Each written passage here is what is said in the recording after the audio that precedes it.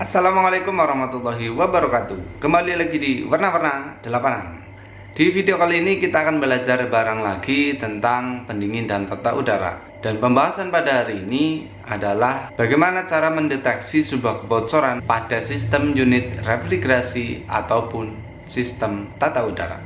Simak terus video ini.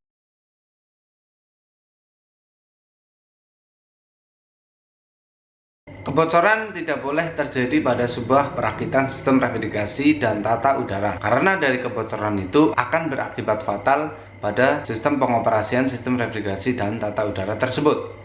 Makanya dalam sebuah perakitan, sebelum kita melakukan namanya pengoperasian atau kita menyalakan sistem, maka kita perlu melakukan namanya tes kebocoran. Berikut adalah cara-cara tes kebocoran yang bisa kita lakukan.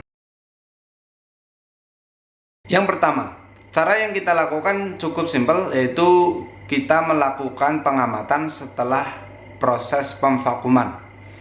Setelah proses pemvakuman selesai, otomatis keran pada manifold tertutup dan pompa vakum dimatikan. Yang perlu kita lakukan adalah kita mengamati jarum pada manifold. Ketika jarum pada manifold itu bergerak naik, berarti dapat dipastikan bahwa sistem tersebut terdapat sebuah kebocoran.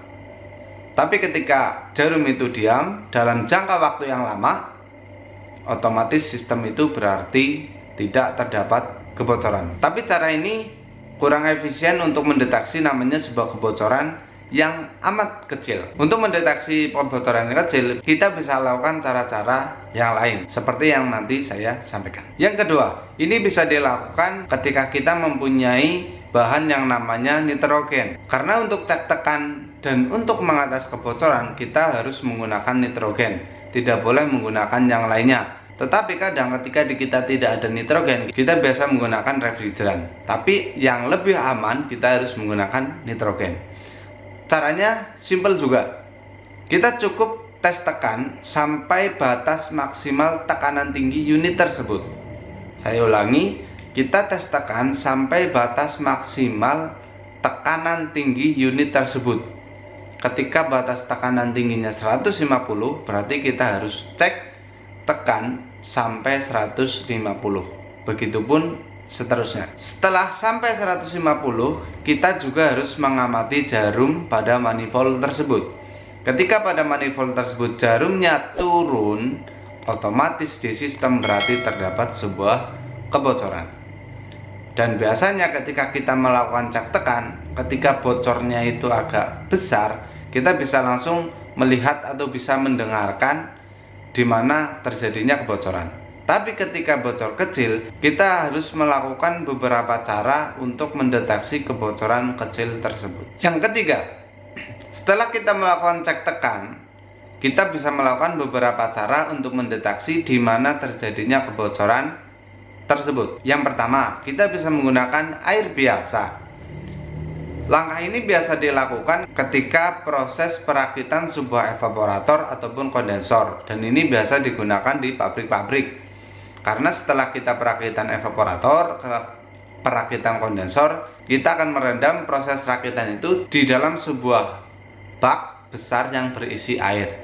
Dan cara ini cukup efisien, karena botol kecil pun ketika ditaruh di dalam air dalam jangka waktu yang lama, maka sistem juga akan kelihatan bocornya di sebelah mana. Dan semakin lama kita tes tekan, maka semakin kita mengetahui kekuatan las dari sambungan pipa tersebut. Nomor 2, kita bisa menggunakan namanya air sabun. Air sabun. Kita bisa menggunakan air sabun ketika sambungan yang akan kita tes kebocoran itu di tempat yang susah, tapi masih bisa kelihatan oleh mata kita. Saya ulangi, ketika tempatnya susah dijangkau langsung dengan tangan dan masih bisa kelihatan oleh mata kita, maka kita bisa menggunakan air sabun. Kita semprotkan air sabun, dan ketika terjadi kebocoran, otomatis akan terjadi gelembung-gelembung di sambungan tersebut. Nomor 3, kita bisa menggunakan busa sabun. Busa sabun.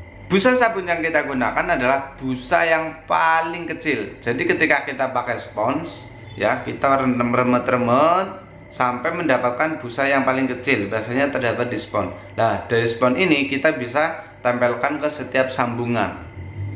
Nah, cara ini adalah menurut kami adalah cara yang paling bagus, karena kebocoran sekecil apapun nanti akan bisa terdeteksi dari busa sabun tersebut. Karena di dalam sistem ada nitrogennya, maka akan tertiup busa sabun tersebut dan akan menggelembung. Dan dengan cara ini menurut kami adalah cara yang paling efisien untuk melakukan tes kebocoran. Nomor 4, kita bisa menggunakan alat khusus untuk tes kebocoran. Namanya adalah leak detector. Seperti ini bentuknya ya. Ini ada ujungnya yang bisa kita gunakan untuk mengarahkan ke sambungan pengelasan. Di sini juga ada pengaturan untuk tingkat sensitif yang bisa dibaca di leak detector ini, dan ada petunjuk lainnya di sini.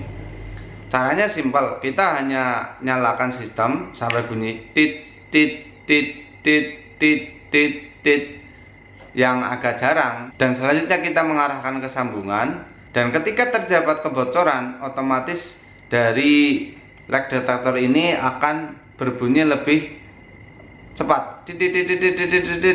Contohnya seperti itu. Ketika tingkat sensitifnya itu bagus, maka bisa digunakan. Dan ini juga biasa digunakan di pengelasan atau di instalasi yang besar-besar. Dan ini juga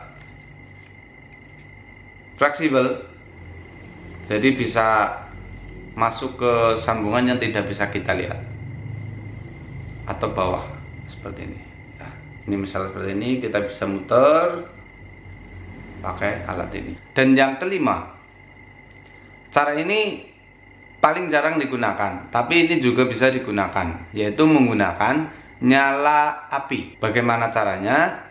Kita nyalakan api las bisa, tapi dalam kondisi hanya nyala gasnya itu bisa. Caranya simpel, kita cukup arahkan api ke sambungan. Ketika api itu mengalami perubahan arah, otomatis di situ berarti terjadi kebocoran. Kenapa mengalami perbedaan arah? Karena api itu tertiup oleh nitrogen yang ada di dalam sistem tersebut. Baik teman-teman, itu adalah beberapa cara untuk mendeteksi kebocoran pada sistem refrigerasi dan tata udara. Apabila ada cara yang lain, bisa tulis di kolom komentar. Apabila dari saya banyak salah, saya mohon maaf. Semoga bermanfaat. Jangan lupa like, share, dan subscribe channel Warna-Warna 86. Mari kita kembangkan channel belajar ini untuk bisa menjadi alat untuk mempermudah kita belajar di rumah saja. Terima kasih. Assalamualaikum warahmatullahi wabarakatuh.